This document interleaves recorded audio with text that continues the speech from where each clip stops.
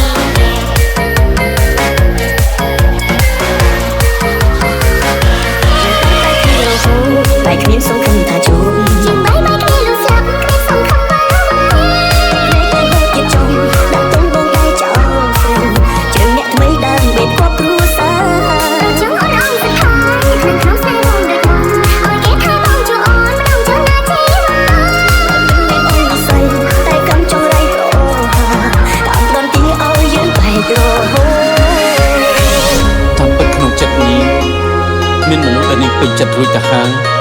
ពីមុននាងមិនដែលដឹងតែពេលនេះនាងដឹងហើយបើមួយជីវិតនេះខ្ញុំមិនដឹង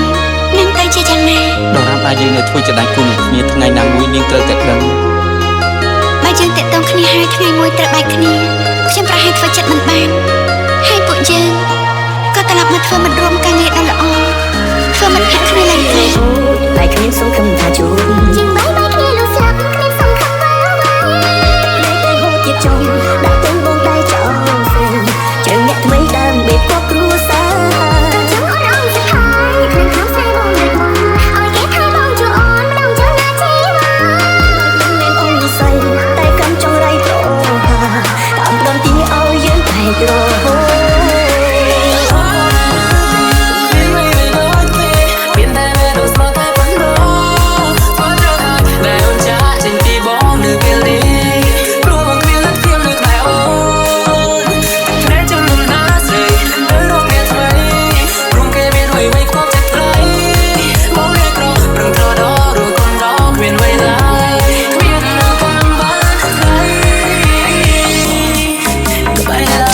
Say happy birthday to